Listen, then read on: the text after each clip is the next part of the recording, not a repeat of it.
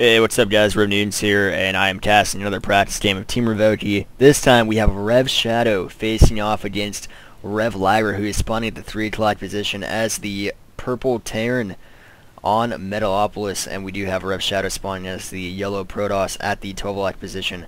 And obviously Shadow being a very, very highly ranked ladder player on the North American server. Definitely Team Revoki's top ladder player and arguably the best player we have on our team.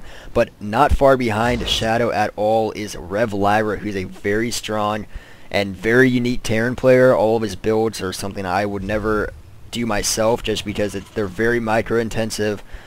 And excuse me, they're talking about Ohio State. I'm not sure they're talking about the NCAA because I was so pissed when Ohio lost. Devastating. But anyway, Lyra is a very strong Terran player with a lot of unique styles, so it's interesting to see what Lyra chooses to do against Protoss. I really haven't seen Lyra play against Protoss too often. I've seen him play against a lot of Zerg and do a lot of Thor rushes, but against Toss I'm not familiar with his play. And Shadow, of course, being a very skilled player and a very high ranked player, he has a lot of builds up his sleeves. He loves to use DTs and he loves to expand off into a far away base and confuse his opponent about his expansions. So we do see that Lyra is opting to go for the gas. We're not going to see super fast expansion coming out of Lyra, and the Barracks is starting right now and not walling off. Pretty standard in TVP. And we do see, oh my god, lag. Shadow is going for his gas right now as the gateway is going up, and this probe is poking around, about to come into the 6 o'clock base, and seeing that he is not there, but he actually changes his mind and decides to go to the air position, close air. Maybe he's choosing his build based off whether or not Lyra is actually there. And so Lyra is now getting his gas and pumping out his first Marine, which might get here. Actually, no, it won't. Shadow will be able to get in the base and see whether or not the gas is up. Yeah, he almost decided not to go in here, but he is going to see whether or not the gas is up. And this is going to tell Shadow a lot, and basically he's going to know he's not going for a fast expansion or a proxy Barracks. And we do see that Shadow did take the gas from Lyra. So again, this can mean two things. It means that he's either going for some pretty heavy early game warp gate pressure, which would mean that he's not going for a robo facility, so he's not going to be observer out for any Clone Banshee play, or he's going for a fast expansion, which again means he's not going for a an observer to stop any Clone Banshee, or he's just strictly stopping Lyra from doing one of his funky factory early builds. And he is actually getting a tech lob on the Barracks and getting concussive shells out right now, and this probe is actually coming in as Lyra does manage to almost pick it off, not too far from picking it off though. And we do see that RevShadow was able to see the tech lab, so this means that Shadow has a lot of ideas in his head of what he wants to do, and the probe does get picked off, and the assimilator from Shadow is still in his opponent's base. And so seeing what RevShadow is going to do from this point in the game is going to be interesting, because he has a lot of options. He can go for an expansion and assume that he can hold it off, and someone is lagging. I'm not sure who it is. Someone's lagging. Pretty Sam. Rev Pretty has left the game. I don't even know who the hell that guy is, but I'm sure it's a great person anyway. Alright, so this assimilator is going down for Lyra, and he actually has his units rallied back into his ramp, and the expansion is going down. So that was a 1 Barracks tech lab expand, and we see that RevShadow is going for a 1 gateway expand, which is a pretty ballsy move, because if any early pressure came from Lyra, like a 3 racks opening, Shadow would be dead, but he is not gonna fall for that. And Lyra is actually deciding, I'm not sure, does he actually know where Shadow, yeah, he did scout it, I didn't see that.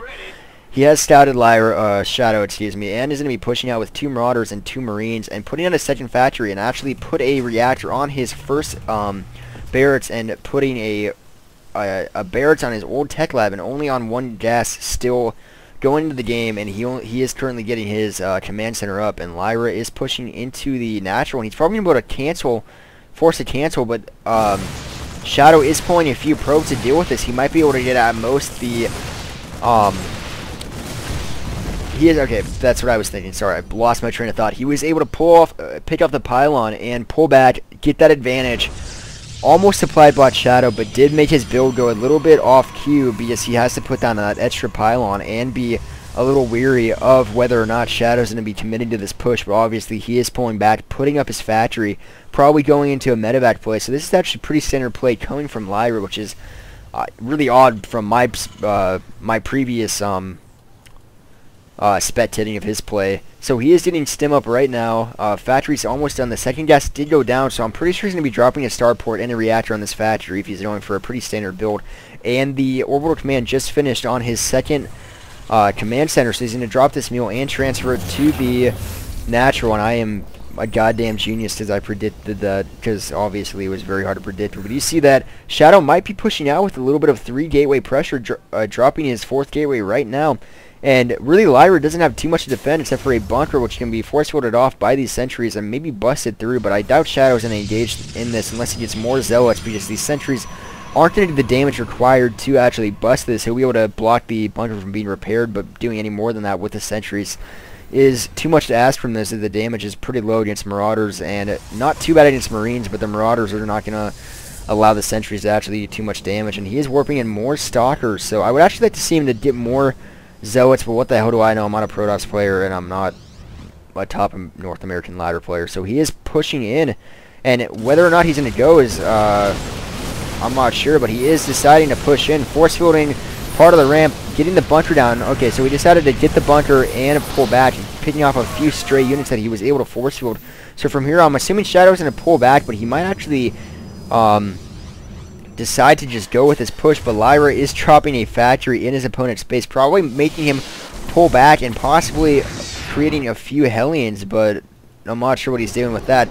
Shadow is pulling back in. Great force fields, picking off a few Marines, more force fields, and the medevats are coming into the play, so this is going to help Lyra immensely. And actually these sentries are going to be picked off, and Zealots are coming from the back, but again, I think there's enough Marauders to allow Lyra to clean this up quite nicely. And stim is up, and he's stimming, picking off the last Zealots, and a lot of sentries got picked off on Shadow's end, and that means that a lot of gas went basically to nothing except picking off a few stray units in a bunker. So that engagement from Shadow wasn't the best that I've ever seen, and Lyra is in the advantage. I don't even have this stupid what is this keybind? I'm going off my awesome casting streak. What the hell is it? Oh, Control N.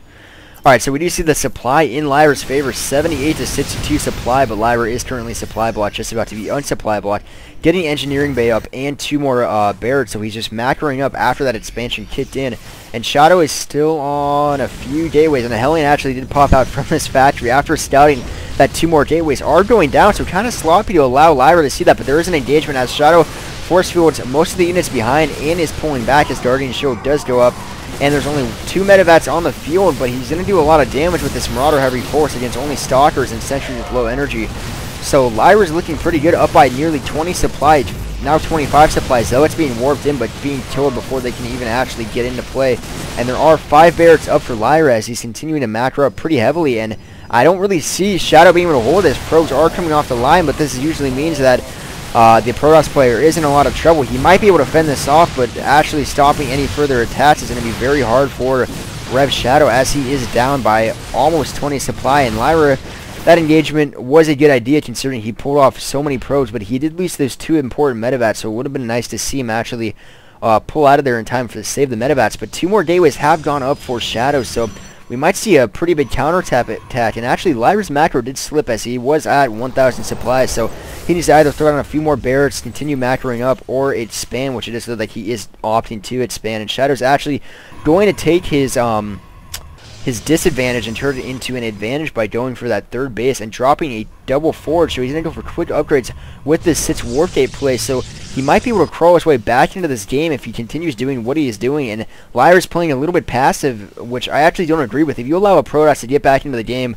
it's going to stabilize so quickly that this Protoss has Chrono Boost, is able to get back into the game much quicker than a Terran will be able to. But I did miss this drop. I'm not sure how many